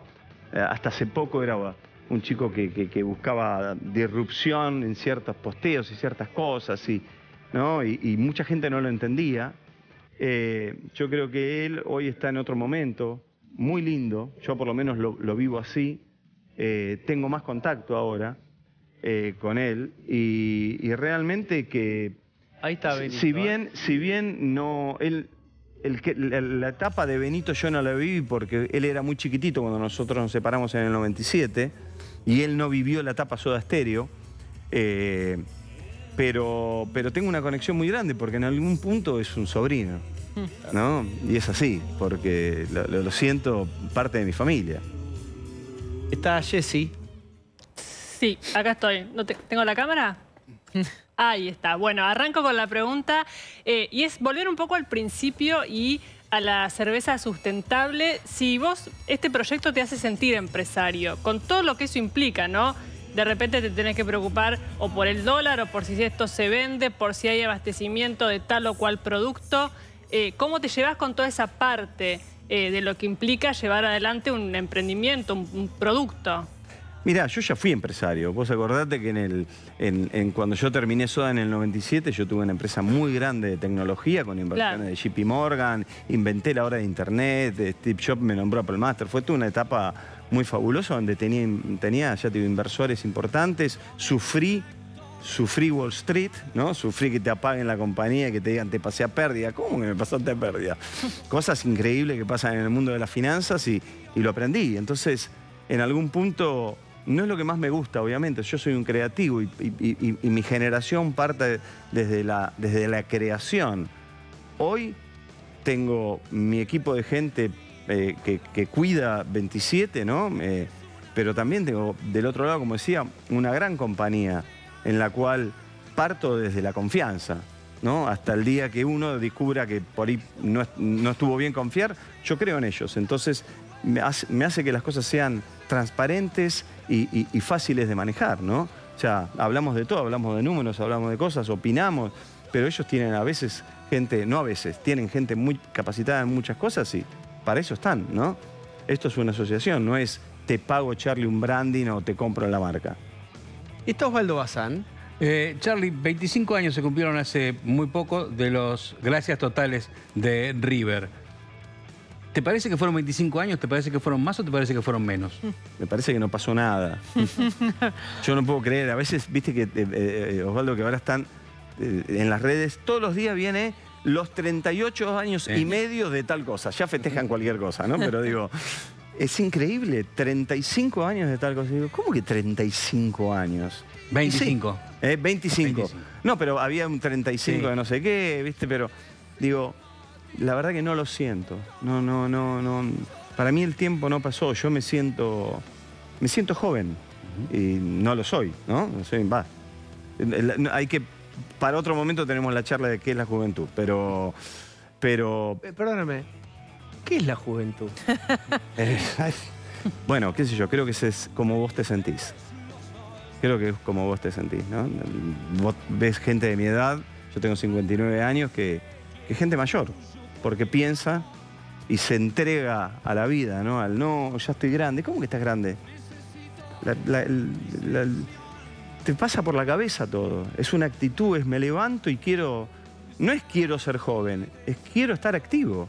Y la actividad, tu cabeza, tu descubrimiento, el no perder esas cosas a pesar de, ¿no? Porque todos tenemos problemas, algunos más que otros en ciertos campos, pero todos tenemos nuestros demonios y te hacen estar mal. Pero creo que el gran desafío es el, che, me levanto y soy, ¿no? Y quiero...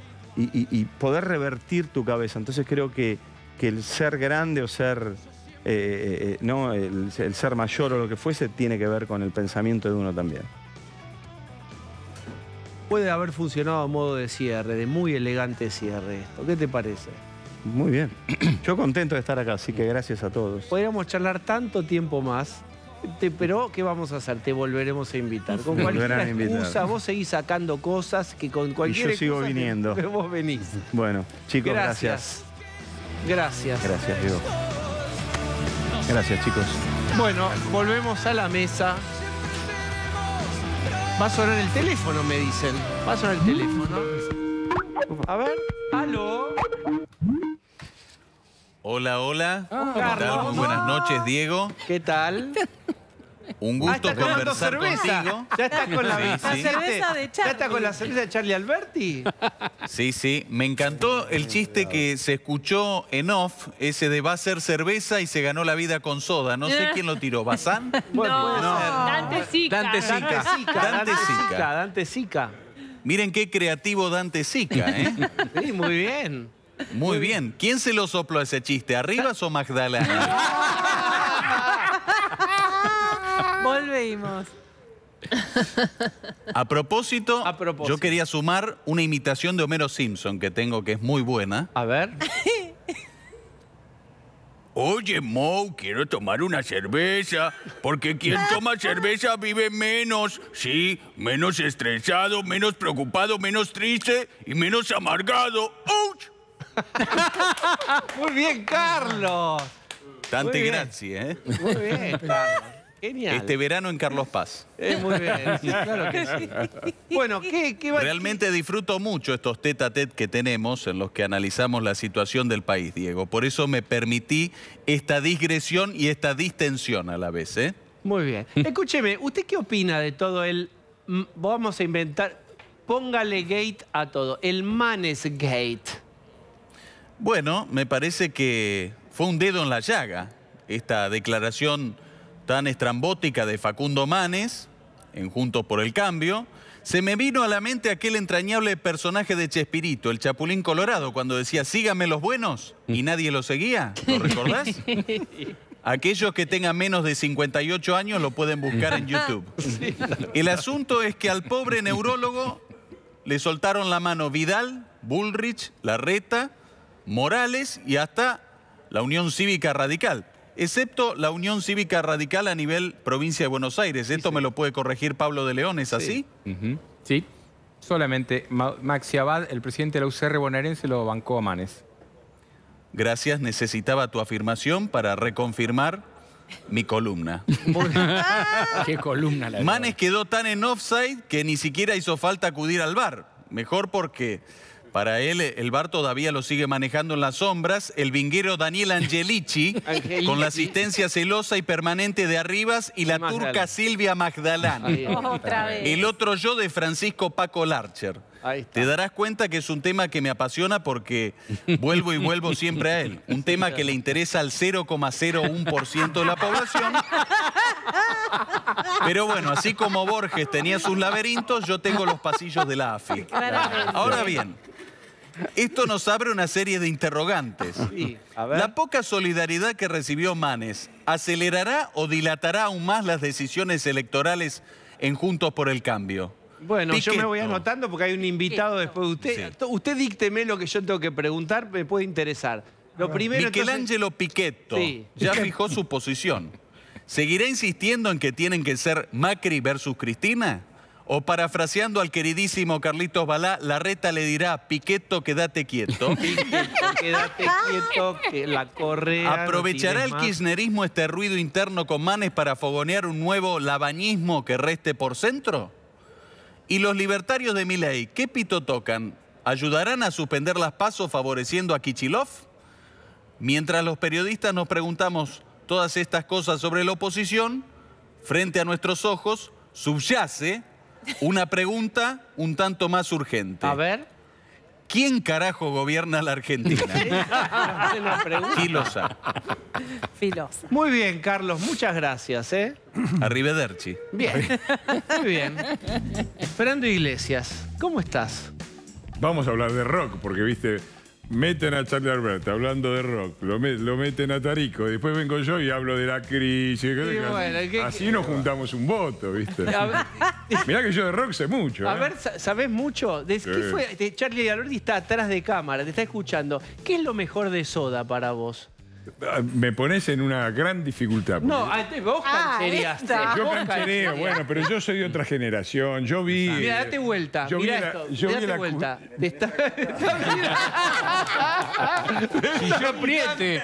¡Qué apriete! Hacete el vivo como hacés por Twitter con él. Con uno de mis mejores amigos y ex asesor tenemos esa polémica, porque es fan de Soda y a mí, chachán, me gustan más los redondos. Disculpame. Uy, Dios mío. Los redondos. Y bueno, no tenés no te digo la verdad. Fernando Iglesias, no tenés límite. Hay que sacar el fútbol. Ahí está. Hay que sacar el fútbol de la música. Me gustan los dos, me gustan los dos. Pero no... No, yo la soy noticia.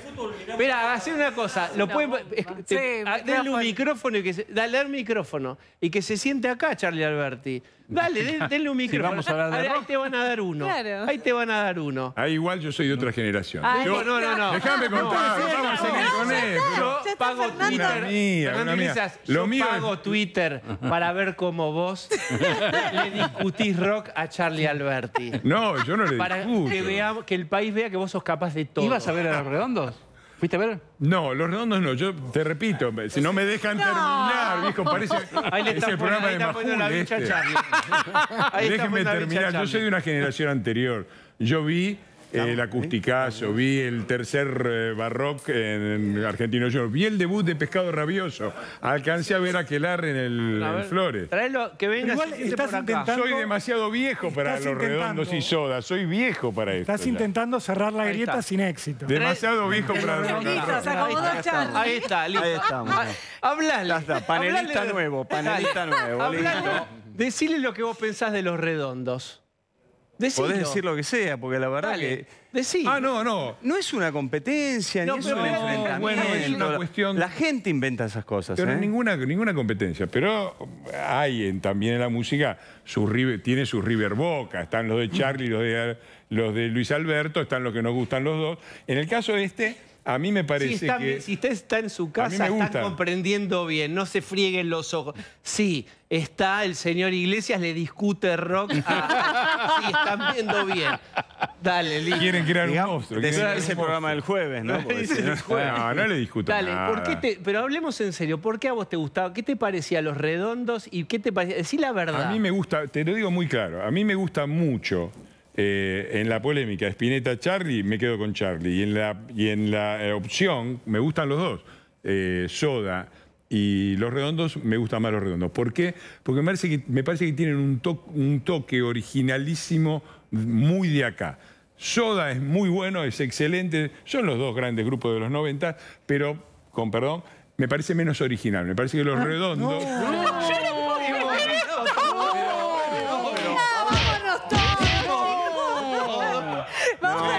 Inesperado. Estamos viendo. Inesperado. Vámonos.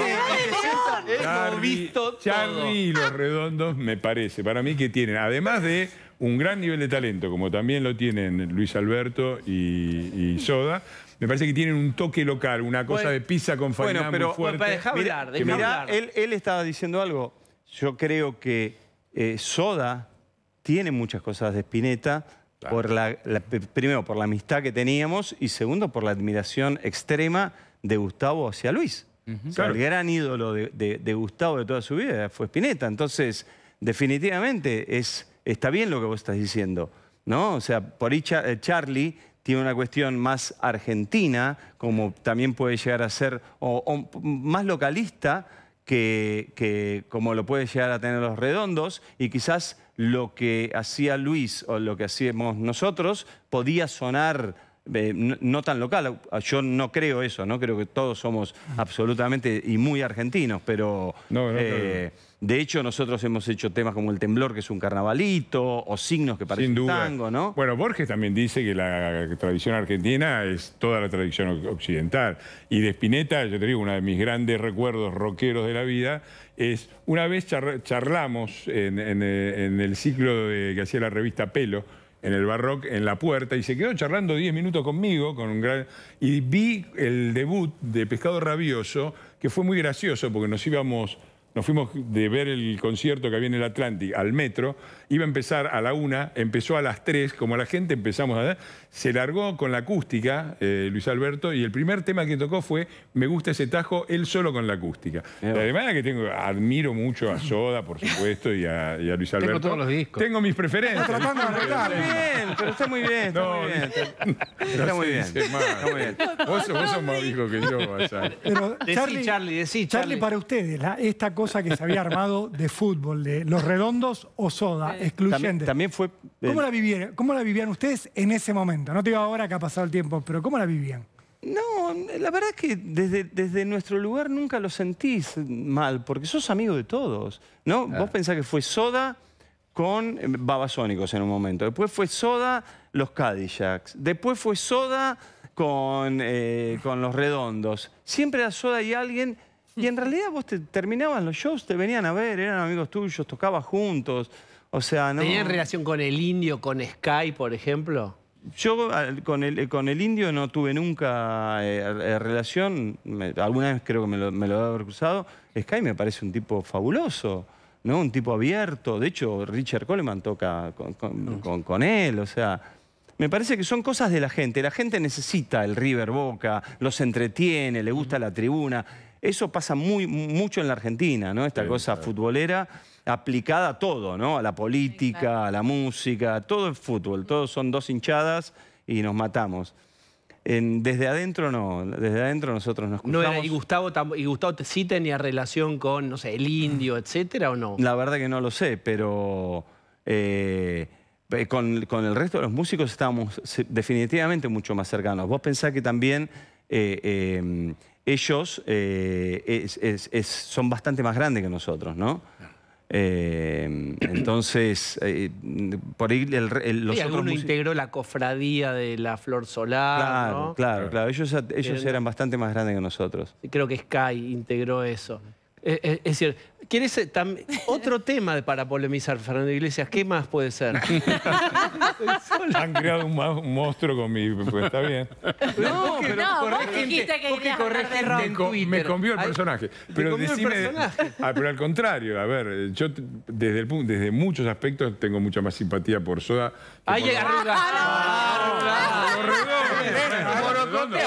A mí el Indio, personalmente, como persona, con todo respeto que sea amigo de usted, me parece una pésima persona y políticamente de lo que no. Pero me parece que fue uno de los dos, probablemente han sido los dos grandes últimos grupos, con todo respeto por lo que vino después, pero realmente me parece que toda esa ola que creció de la primera generación, Almendra, Manal, Los Gatos, lo que fuera, termina un poco con estos dos grandes grupos. ¿Y con Fito, que hizo ahora El amor después del amor, tienen vínculo, tenían vínculo? Sí, Fito, nada, un tipo muy talentoso, muy sensible, siempre dispuesto.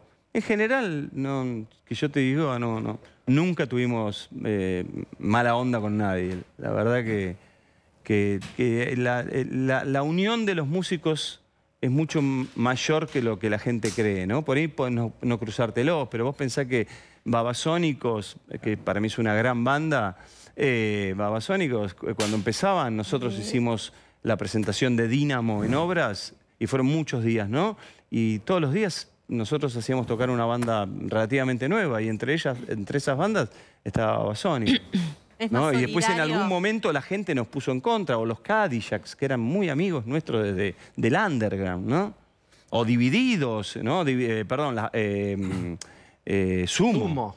Sumo, en el underground de los 80 era Sumo y Soda. Eran las dos bandas. Y éramos muy amigos. Y después la gente te enfrenta, pero... Vamos a hacer una cosa, tenemos que hacer una tanda y vamos a decidir en la tanda si hablamos de música o de política. Hacemos un televoto, dale, tanda. ¿A los tengo que despedir? ¿Los tengo que despedir? ¿Se queda o se va, Charlie Alberti? Se queda un rato, dale, vamos. No sé qué vamos a hablar, algo vamos a hablar, dale.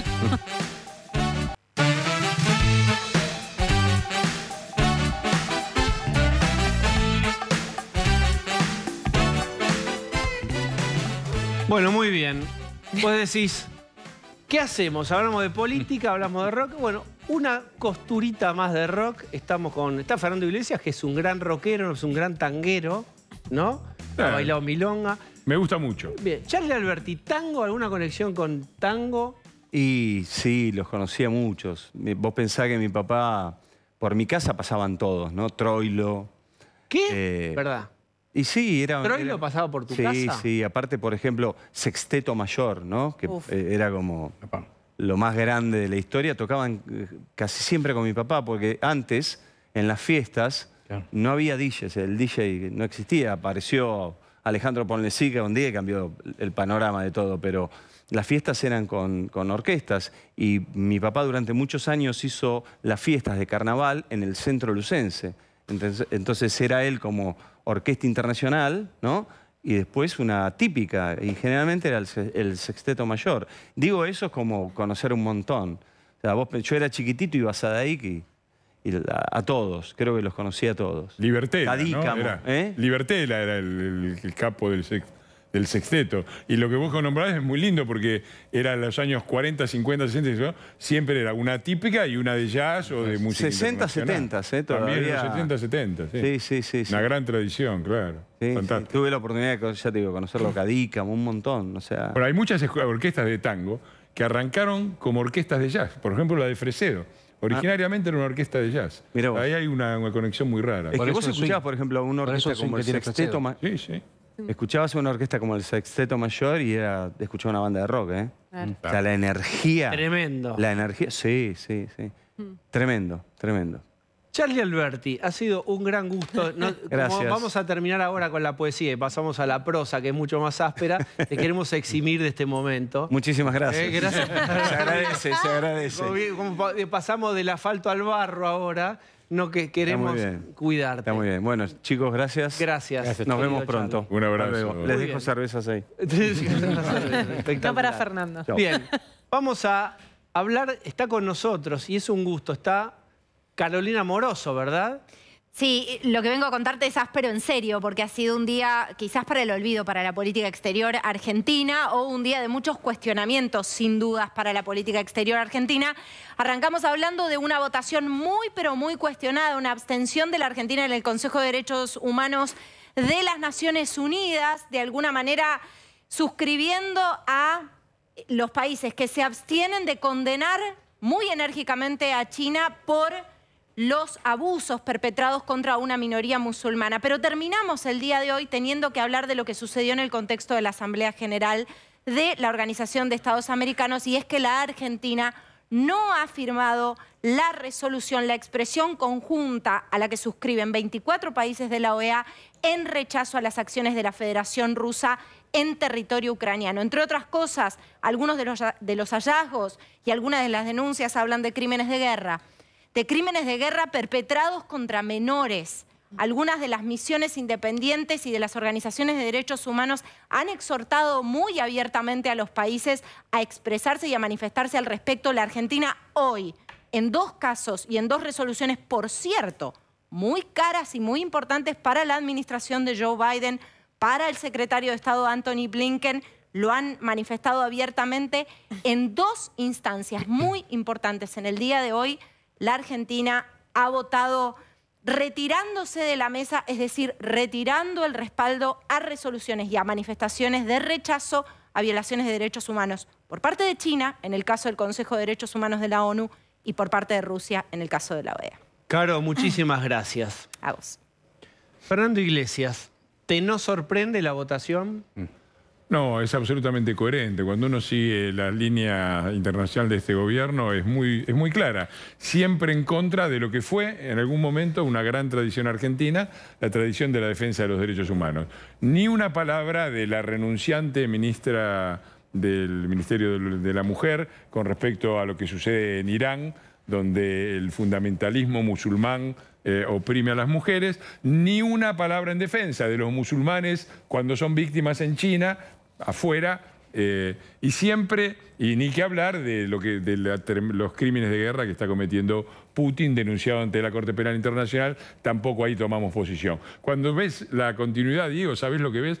La admiración por las dictaduras. No es un eje derecha-izquierda. Lo que le gustan son las dictaduras. De derecha como Putin, de izquierda como el régimen chino o Venezuela o Castro. La atracción es por el poder totalitario y eso es lo que han hecho con el país y eso es lo que refleja su política internacional. ¿Y esto crees que es política de Alberto Fernández o es de Cristina y Alberto Fernández la sigue para no disgustar a la vicepresidenta? Me parece que a esta altura es una pregunta, con todo respeto, irrelevante. Me parece que son un gobierno, se tienen que hacer cargo de lo que hacen como gobierno y tan culpable es Fernández en un caso como el otro, como Cristina. Lo que hay es una coherencia permanente, que es la del totalitarismo y la del desprecio a los derechos individuales. ¿Y cómo se vuelve de esto? ¿Cómo vuelve Argentina a tener cierto respeto internacional? No, yo creo que está muy claro que esto no... Es cierto que las tradiciones nacionales son importantes y hay una continuidad del Estado, pero creo que esto está muy identificado con lo que ha sido siempre, perdón que me ponga gorila, el peronismo, ¿no? Arrancaron como admiradores de Mussolini, pasaron ahora a ser admiradores de Stalin, están con Putin, con los chinos, están con todo lo peor que hay en el... Y eso ha sido sistemático, porque lo peor que había en los años 50 eran los regímenes semifascistas, con esos estuvieron con los Castro, ahora están con Putin y los chinos. Me parece que hay una cosa intrínseca que no es ajena a lo que la propia Cristina Kirchner llamó el gen peronista. Bien, Horacio Rodríguez Larreta habló, algunos interpretan que es un mensaje a Mauricio Macri. Vamos a verlo, por favor.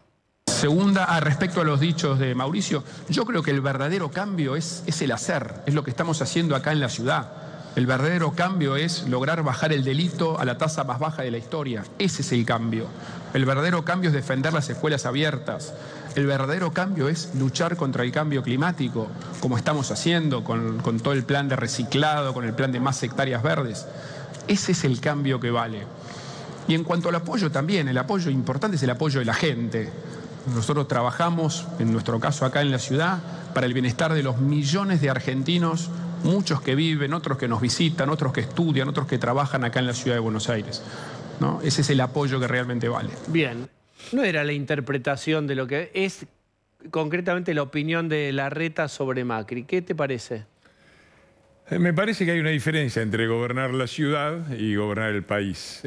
Cuando vos gobernás la ciudad, después, además de una cierta continuidad, porque es la cuarta administración, ¿no? Tenés una serie de elementos a favor. Tenés otros en contra también, no quiero ser injusto con Horacio, ¿no? Porque le quitaron puntos de la coparticipación, la hostilidad del gobierno nacional. Me parece que cuando llegas a un gobierno nacional se necesita algo más, porque, a ver, hablemos de cambios. ¿Qué cambio necesitamos? Necesitamos una reforma educativa. Y del otro lado tenés a Baradel y los docentes de SUTEBA, del peronismo, perdón que repita. Vos mirá para acá, vos mirá para acá, ¿eh? Igual la educación no es el ejemplo, porque la educación, claramente hay una discusión. En este momento, Larreta y Acuña están discutiendo contra el kirchnerismo respecto a las tomas. Me parece que no es un ejemplo de diferencia. Ahí sí, claramente Larreta está encarnando una posición muy opuesta al kirchnerismo, ¿no? Yo reconozco que hay una diferencia. También creo que hay muchísimas cosas que hacer con respecto a la educación y a cómo se maneja esto, que había que hacer antes de las tomas. Pero no quiero entrar tanto en la polémica de educación. Lo que yo estoy diciendo es que si hablamos de cambio, y hablamos de cambio a nivel nacional, tenés enfrente al peronismo como lo que es la representación de un país corporativo y subsidiado que no quiere cambiar. En educación tenés a Baradel, tenés que hacer una reforma laboral, tenés a la CGT, a los Moyano, tenés que cambiar la coparticipación y tenés enfrente a todos los gobernadores como Gildo Infran, Capitanich, etc. Entonces, me parece que ante esto hay dos respuestas. Una que es la de Horacio y otra que es la que damos los halcones, querés llamarnos, Bullrich. Creo que es la misma de Mauricio. Pero Larreta no es el Larreta dice, vamos a juntar el 70% para después hacer los cambios. Yo creo lo contrario. Yo creo que vos tenés que ir decidido a hacer los cambios y después ves quiénes te apoyan. Y lo que necesitamos es convencer a la gente de esta voluntad de cambio y obtener un resultado electoral colosal, como diría López Murphy, que nos permita hacer estos cambios. Después, por supuesto, si nos quieren acompañar el peronismo, los vamos a aplaudir. No es que vamos a rechazar los votos en el Congreso. Nadie hace eso. Pero una cosa es tratar de decir, yo voy a hacer el cambio y lo voy a hacer con las fuerzas que tenga, y otra cosa es supeditarlo a conseguir un 70% que para mí no podés conseguir. No me contestaste. ¿Para vos Larreta no es el cambio? Me parece que hay una diferencia con respecto a la velocidad y a la profundidad. Y claramente esa polaridad que la gente esquematiza en halcones y palomas existe. Me parece bien que defiendan esa posición, que digan, bueno, nosotros queremos el 70%. Ojalá tuviéramos el 70%. La verdad es que cuando uno mira las fuerzas políticas, ve que no tenemos el 70%, no tenemos el 70% de las cámaras, no tenemos el 70% de las provincias. Difícilmente los tengamos en el 2023. Entonces, ante eso, ¿qué vamos a hacer? ¿Vamos a supeditar el cambio a conseguir el 70% o vamos a ir por el cambio y que nos acompañen los que puedan? Pero esta postura no los aleja también de llegar a un porcentaje de votos mayor. Digo, esto de, no, Larreta no está en el cambio, nosotros iríamos más rápido, me gusta más otra postura. Estas diferencias que van mostrando, ¿generan dudas en él? No, yo no creo que no. Yo creo que es lo contrario. Yo creo que justamente por eso defendemos las PASO y esperemos que todos nos acompañen a la defensa de las PASO, especialmente quienes se dicen liberales y por lo tanto deben tener en respeto al verde y la Constitución y a las reglas institucionales. Pero te digo esto, yo creo que ¿por qué son importantes las PASO? Ya que llegamos ahí con tu pregunta y te contesto. En segundos, porque tenemos que... Rápido. Porque es bueno que los ciudadanos elijan qué oposición van a querer para enfrentar al peronismo. A mí no me parece bien que se decida en una mesa cerrada, esto para vos, esto para mí, porque eso es lo que en un momento llamaba la vieja política. Y me parece bien que estén las opciones, que quienes digan queremos un cambio más rápido y más profundo, lo digan. Quienes crean que hay que buscar más acuerdos y consensos, lo digan. Bien. Después la gente será la que decidirá. Y yo se lo dije personalmente a Horacio, yo voy a hacer lo posible para que vos no seas nuestro candidato. Pero si sos nuestro candidato, no te quepa ninguna duda que te voy a apoyar. Bien. Gracias, Fernando Iglesias. Al contrario, Hemos llegado al final. Ahora, verdad, consecuencia. Hasta el domingo.